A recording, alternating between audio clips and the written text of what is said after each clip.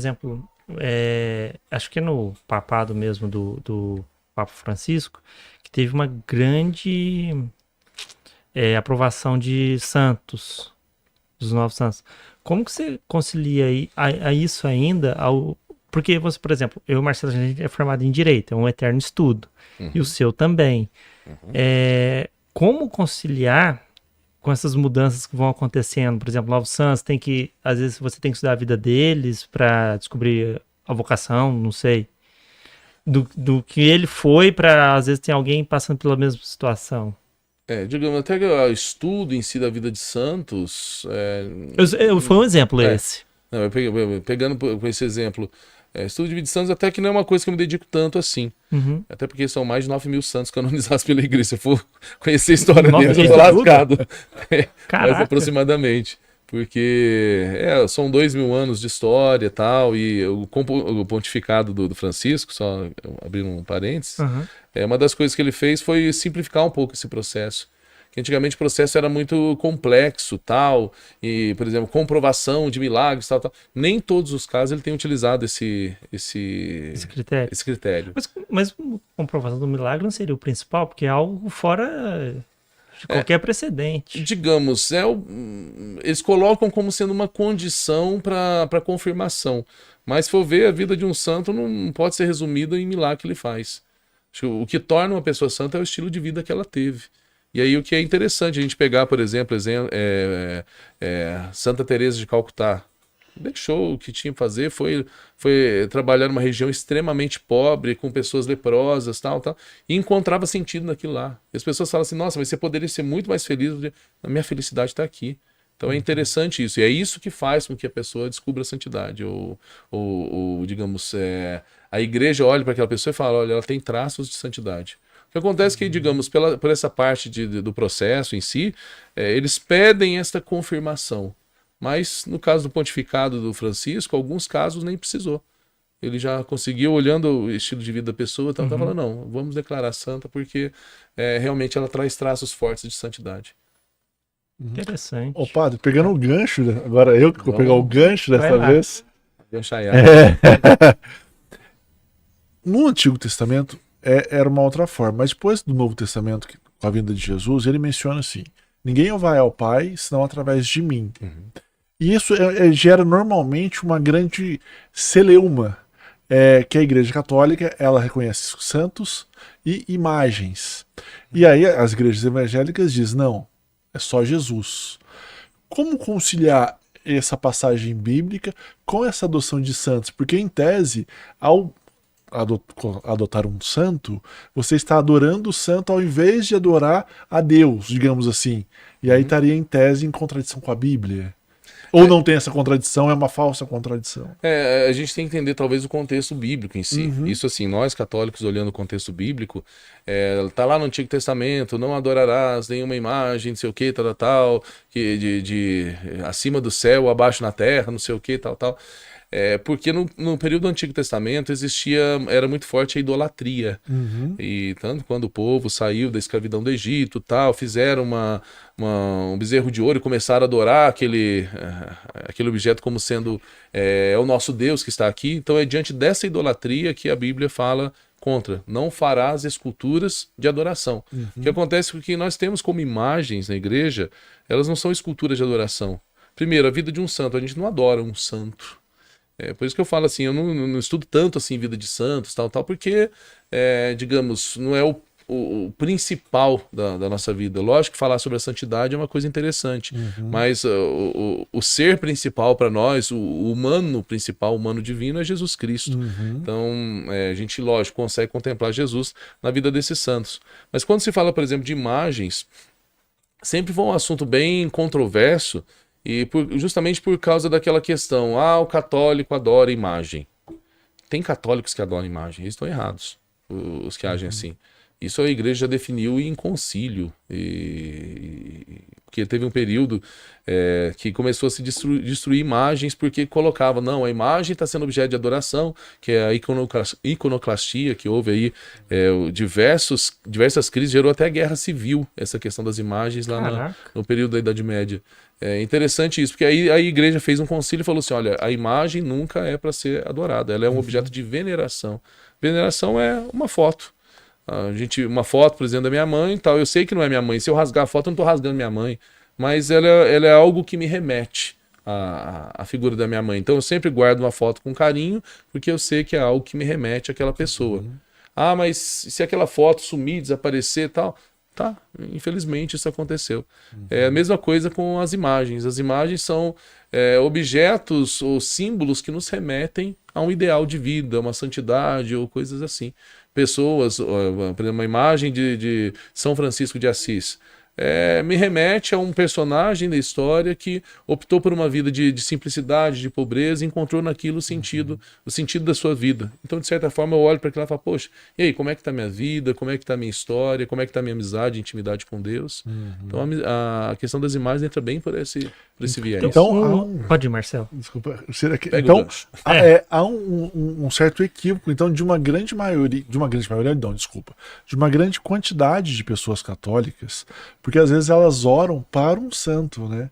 Ela fala assim, São Francisco de Assis, orando para ele, e elas não deveriam então orar para ele, elas deveriam orar para Jesus.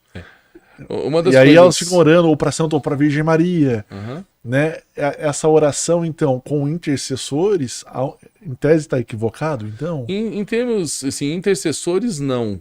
O que acontece é que aí a gente pega uma questão da humanidade mesmo, sobretudo Nossa Senhora, que digamos, a principal santa de devoção dos católicos. E por quê? Porque era humana. Acho que a gente tem uma dificuldade ainda em lidar com a questão do divino em si. Jesus Cristo é humano e divino. Falar diretamente com Jesus Cristo, sinceramente, eu não utilizo tanto essa questão dos intermediários. Eu gosto de, quando eu rezo, falar diretamente com Jesus, tal. Mas utilizando essa imagem dos santos, é que eles são humanos. Então, digamos, eles viveram na sua vida, na sua carne, todo o drama da humanidade. Jesus viveu, mas Jesus ele tinha o traço divino também. Então a gente olha nele como sendo humano e divino. Agora, por exemplo, a gente pega a Nossa Senhora, a figura de Maria, é muito interessante. Uma mulher grávida na adolescência, que teve seu filho, foi obrigada a virar migrante, que teve que partir para o Egito. 2 anos, mais ou menos, depois, volta para sua terra para reconstruir tudo do nada. E vai toda, em meio disso tudo, a educação do filho, uma educação sólida na religião de Jesus, que era o judaísmo, perde seu filho quando ele tinha 12 anos, vive o desespero de uma mãe que perde um filho por 3 dias, e diferente de hoje que você põe na internet e tal, na época não se tinha isso, então na cabeça, perdi mesmo, acabou. Tá? Depois vive toda a questão da caminhada com ele, vê seu filho sendo assassinado, então, poxa, é uma mulher que enfrentou diversas provações. Então, quando eu chego até ela, eu falo, olha, mãe, pede lá teu filho para poder me ajudar, porque ela conhece o drama da humanidade. Ela sabe quais são as dores da humanidade, porque ela era humana. Então, o fato das pessoas se aproximarem, às vezes, da vida de um santo, da imagem de um santo, aí, lógico, a gente sempre tem que corrigir. A gente nunca adora a imagem daquele santo e não deve fazer isso. Mesmo com Nossa Senhora, que para nós é uma grande santa por excelência. Mas quando a gente aproxima da vida de um santo, da vida de Nossa Senhora, pedindo a intercessão deles, é porque, digamos, a gente compreende humanamente. Como eles eram humanos, eles entendem melhor a nossa dor. Lógico que Deus vai entender melhor que todos eles a nossa dor, porque afinal de contas fomos criados por Deus. Mas a nossa ideia de chegar ao Criador ainda às vezes é muito difícil para as pessoas, porque é um ser que nós não conhecemos tão bem. Já a vida de um santo, digamos, a humanidade de um santo, a gente mais sabe. tateável, né? Você fala, não conhecemos tão bem a Deus que você fala? Sim. Totalmente a Deus, não. Oi? Mas por quê? Digamos, o que a gente conhece sobre Deus sempre vai ser muito pequeno. João dizia, Deus é amor. Quem ama permanece em Deus. Deus criou o amor. Então ele tem que ser mais do que o amor. Ele não pode ser só amor. Então a gente conhece Deus por aquilo que temos de inspiração. Por exemplo, no livro nosso, por excelência, que é a Bíblia. O que é a Bíblia? É um livro completamente perfeito, traz as imperfeições da humanidade, mas é um livro que a gente chama de inspirado. Inspirado não é que Deus ditou, mas Deus utilizou da humanidade uma pessoa que viveu uma situação histórica para poder, digamos, orientar a caminhada do povo que vem depois. Mas então, digamos, o que a gente conhece de Deus está na Bíblia, mas falar então está tudo ali, Deus é sempre mais. Se ele é o Criador, então o que a gente conhece é muito limitado. E aí, lógico, quando a gente pega, por exemplo, falava do Antigo Testamento. O Antigo Testamento traz a imagem muito de um Deus guerreiro, um Deus que rancoroso, um Deus punitivo, porque era uma sociedade assim. Então, a falar, o Antigo Testamento está errado? Não, a compreensão de mundo deles era diferente. Tem uma guerra lá que fala que Josué estava guerreando, de repente ele estava perdendo a guerra, ele olhou para o céu e falou assim, pare o sol. E o sol parou e a partir daquele momento eles ganharam aquela guerra. Poxa, se acreditava que o sol ficava girando em torno da Terra. Foi por causa disso que Galileu teve que responder à Inquisição na Idade Média, que outros foram condenados, inclusive, pela Inquisição, porque não, o sol fica girando em torno da Terra, a Terra é o centro de tudo. E aí eles começaram a trabalhar a ideia, não, é o heliocentrismo, é o Sol que é o centro de tudo. E hoje a gente sabe que até essa tese já caiu também. Justamente para poder dizer, a Bíblia traz suas imperfeições. Então, como ela traz as imperfeições, a gente não consegue compreender tudo de Deus ali. Tem um teólogo que até achei interessante a imagem que ele utiliza. Ele utiliza a imagem das câmeras fotográficas. E fala que no começo tinha aquelas câmeras grandes, imensas, tirava, saía fumaça e uma foto meio embaçada. Sim. E foi evoluindo com o tempo. Tá? A foto era só preto e branco, depois veio fotos coloridas. A gente olha até as máquinas mais antigas, que já é do nosso tempo, que tinha um filme, que você tinha que rebobinar o filme, não sei o quê. Eu Tava- peguei essa época. O Ciro não pegou nada. Não, eu peguei a época da máquina com filme. A gente ia lá, comprava um filme podia de abrir antes, não 24 queimava. poses, de vez em quando tinha 26 poses, olha que beleza, mas queimava umas 4 também, então a gente perdia. Saiu uns 20 às vezes. E assim foi evoluindo. Chegou hoje, por exemplo, a gente tem máquinas fotográficas excelentes em nossas mãos, que são celulares. Mas sempre é uma imagem. E a imagem de Deus, da mesma forma que teve a evolução das máquinas fotográficas, a imagem de Deus ela foi evoluindo também ao longo do tempo. Mas, digamos, por mais que eu pegue um celular que tem lá 150 megapixels de qualidade, nunca vai ser a pessoa. Sempre vai ser uma imagem que se tem. Deus é a mesma coisa. Então, digamos, a gente não consegue conhecer muito de Deus porque o que a gente conhece são as imagens que nós vamos construindo e evoluindo ao longo da história. Talvez por isso Deus seja cultuado de diversas formas diferentes. Para nós católicos de uma determinada maneira, para os evangélicos de outra, para membros de outras instituições religiosas, Deus é compreendido de outra forma. Tem religiões que acreditam não em um só Deus, mas diversos deuses, tal. Justamente porque o que nós trazemos de Deus, da divindade, é sempre uma imagem. E a imagem nunca vai estar totalmente perfeita. Mas é fascinante isso. Antes de você, alguém Tá. quer mais café? Eu quero. Eu quero também. Padre, entrando nesse ponto, então, dessa explicação que eu achei maravilhosa, é aí, então, que a gente consegue explicar a grande diferença do Antigo Testamento para o Novo Testamento.